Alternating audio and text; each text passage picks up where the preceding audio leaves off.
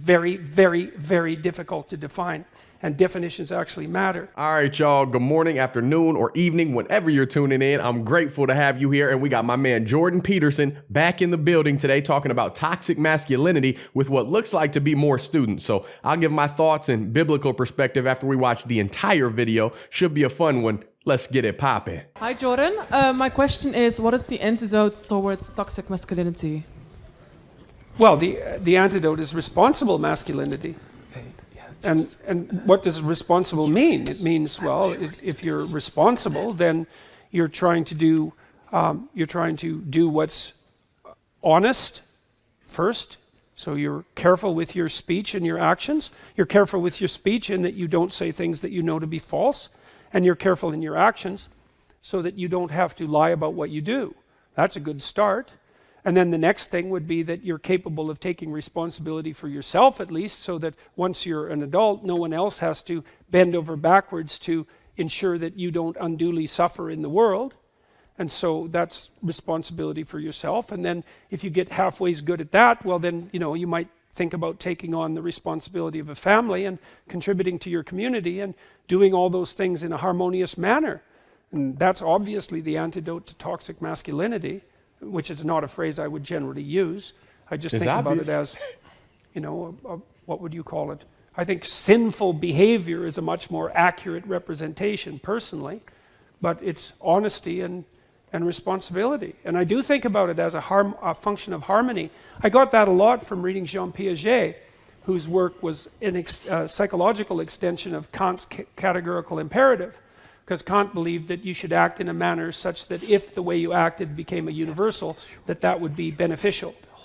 But Piaget formalized that very nicely, showing that one of the bases for the emergence of a system of genuine ethics was an iterable form of reciprocity.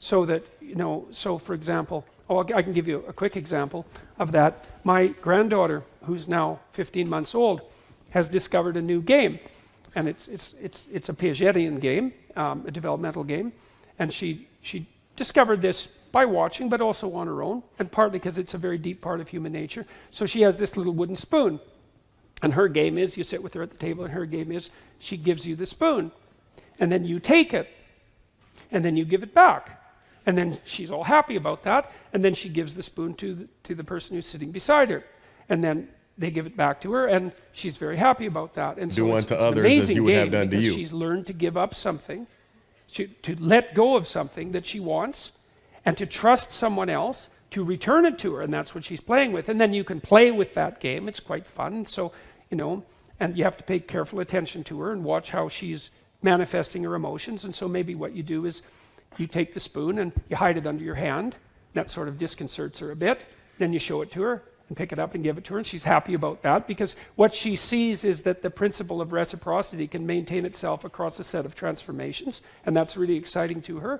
Or you can give her the spoon, and she can give it back to you, and then she can reach for it, and you can pull it away 1/4 of an inch, and that sort of disconcerts her, and then she'll...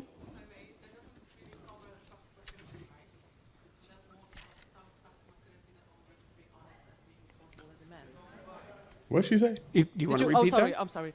I said that didn't cover really a toxic masculinity, right? Because yes, it's dealing with the principle of reciprocity. You just said that you have to be honest and responsible as a man.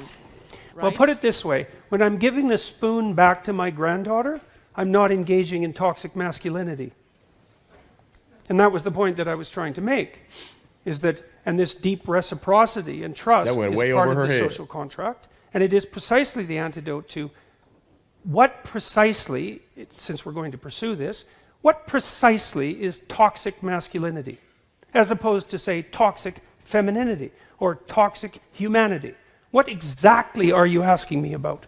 Well, I really want to know what you like, how you would describe toxic masculinity. Because no, I want you to define what toxic masculinity constitutes. Since we're going to define things so carefully, let's do it. Well, I think... Okay, guys, sorry, but we really have to move on. So there will be more questions later on. There will be a lot of opportunity to ask maybe questions. let's, if you... I want to hear what she got to say. Okay, so let's define it shortly. All right, shortly, please. Okay. I think that the moment when you kind of, I have a hard time to kind of describe it in English. Let's say, that you kind of go over a boundary that kind of neglects the freedom of the opposite, well, gender or whatsoever. So that's toxic masculinity, and that you kind of have. But this that would also be toxic femininity. Well, may I like finish my sentence, Sure. please? Thank you. And then also, I lost my sentence now. But no, I will be back. I'm back. Of course you did. Wait, I don't mean to pause, but don't y'all like how she was speaking perfect English, but when she's asked to define something that she's claiming is a problem in the world, or she's claiming that, or how asking Jordan, how would you solve toxic masculinity? Then English becomes her second language. Then she doesn't know even how to define what she's trying to argue for. And I don't think that she's even there to learn. She's not there to gain knowledge or perspective. And I like how she interrupted Jordan Peterson, but she asked not to be interrupted herself. Isn't that toxic femininity then? Isn't that the same thing that she's saying on the other side of the spectrum?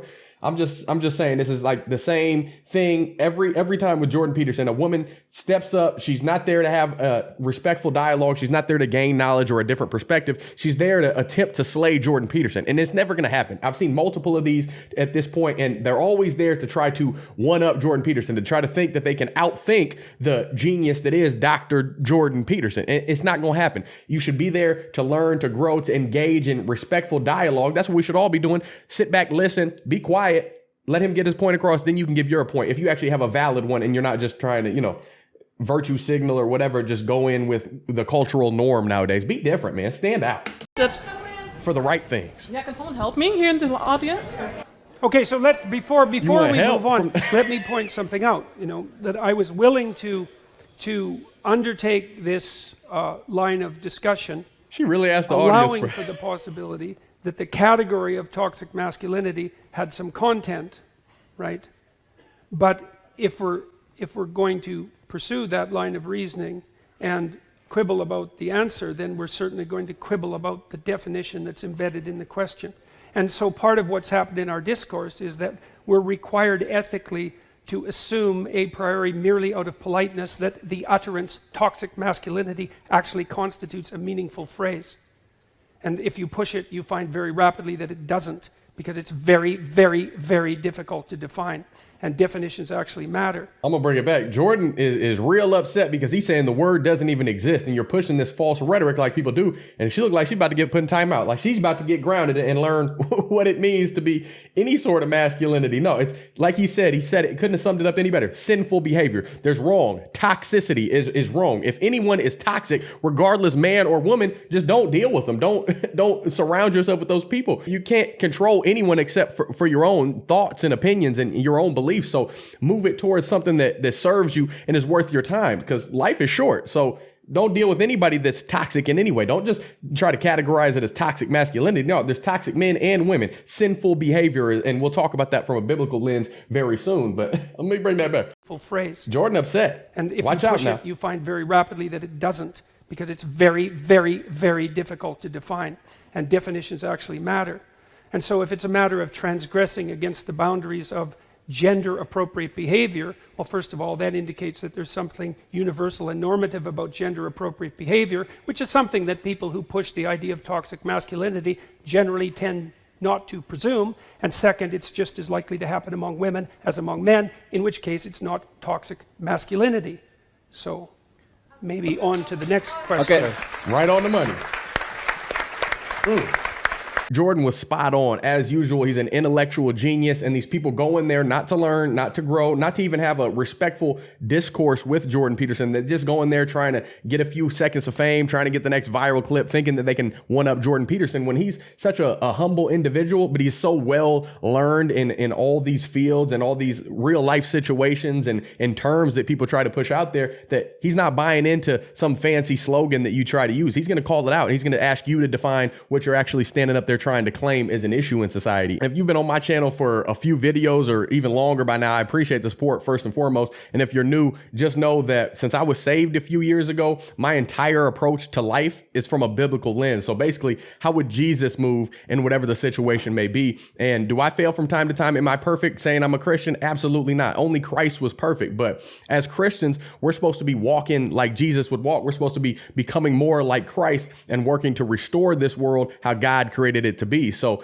whatever the situation is that arises, don't trade what you want most, which should be to get to heaven, to be how Jesus was. Don't trade that for what you want at the moment, for whatever situation may be enticing you. Following Jesus will make your life better, and it'll make you better at life at the same time. And Jesus didn't want us to just learn from him. He wanted us to follow him. So be like the wise man that built his house on the rock, not like the foolish man who knew not to, but built his house on the sand. You know what I'm saying? It's just not the way to go. And before I get off on a tangent, let me tie it all back in. Real manhood basically is what I'm trying to sum up. To me, is Jesus Christ, and it should be to you. No matter what society tries to paint as like men are supposed to be dominant, men are supposed to stand firm, and they're supposed to clap back. That means get revenge and things of that nature. They're not supposed to be open and gentle and kind and all this stuff. That's what I know she was trying to push. That she was trying to say that all these manly traits as far as like over domineering and not being open and men taking advantage of women, all those things are toxic masculinity. But he summed it up best when he said sinful behavior, because you could be toxic as a man or a woman. Like if you have greed in your heart and lack of self-control, you don't have compassion and sensitivity and forgiveness, and you're arrogant and selfish and things of that nature, then yeah, that's toxic. That could fall across men or women. There's only two genders, so it really doesn't matter at the end of the day. But look no further than Jesus Christ. If you want to know how to walk, if you want to know how to avoid all the toxicity that's in the world today, look to Jesus, because he wasn't afraid to show his emotions. Like in John 11:35, where it says he wept. Like that's not manly.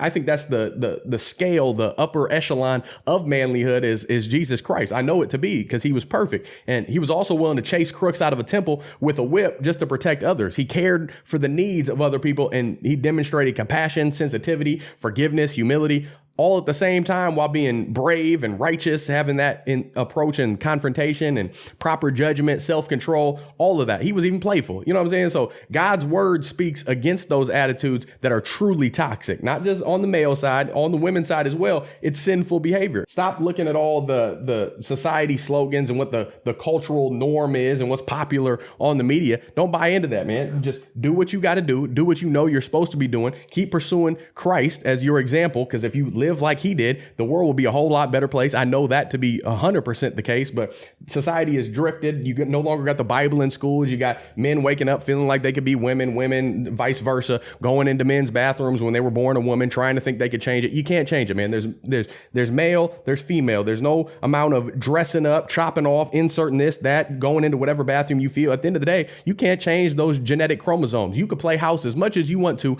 doctor it all up, but you can't change what God created you to be. God created us in his own image, male and female. He created us. So that's, at the end of the day, that's all that it is. In the beginning, God created. If it doesn't line up with that, I can't get down with it. From Genesis to Revelation, you'll have to face that judgment someday if you don't get on board with how Jesus wants us to live. And that's all you got to do. Wake up, breathe, be good to people, be loving, be caring. Don't allow people to tell you how you're supposed to act. If you know it's the right way to go, and you know in your gut that Holy Spirit that's in you, if you're saved, you know whether you're engaging in sinful behavior or not. So use common sense. Let's just get that back in society. Things will be a whole lot better off. And that's why we'll continue to react and commentate over Jordan Peterson videos, because he delivers that in a way that nobody else can break it down. And I love that. That young woman, may the Lord have mercy on her soul, because she was not actually there to grow and engage in a enticing, knowledgeable discussion, which most people aren't when you see a Jordan Peterson video. It's a shame, but we need to take a step back, listen, make godly decisions moving forward. Stop thinking worldly, think godly, because all the things of this world, you can't strap a U-Haul to a hearse, can't take none of it with you. So hey, at the end of the day, you know how it's gonna end up if you continue to value all these things that are falling by the wayside. Be a good person, love your neighbor as yourself, love God first and foremost, and it's gonna all work out for you. But hey, comment your thoughts below, and let's keep this conversation rolling. Remember, we can have a difference in opinion and still be civil and respectful to one another. That's the beautiful thing about freedom of speech in America, or wherever you're at. I welcome all opinions, all viewpoints, whatever you look like, it don't matter. Share your thoughts down below. I want to hear what you have to say. Don't forget to like, subscribe, hit that notification notification bell so you can stay up to date on all my future videos. Share this video, whether you agree or disagree with my take on it, at least share it for the discussion that Jordan Peterson brought to the table, even though the other side wasn't really there for that sort of thing. But it's okay. Get this in front of other people. Allow them to think for themselves. And if you want this Jesus shirt made by my awesome wife, don't forget to head over to her Etsy store and lock it down. Get you 1 or 10 of them things. We appreciate the support. We got a bunch of different sizes, colors, hoodies, sweatshirt, etc., and so on. We got what you need, and I'll have it linked in the pinned comment and my description section. If you want to support the channel even further, you can always buy me a coffee, donate on PayPal, join the Patreon family, tap the little thanks button down below, has a little heart logo next to it. You don't have to do anything at all, just showing up. I appreciate the support since I've been on your screen, whether we've developed a friendship or hate, whatever it is. I'm blessed to be able to be here and use this platform to promote the gospel. Until next time, I love y'all. I'm praying for you. Godspeed. I'm gone.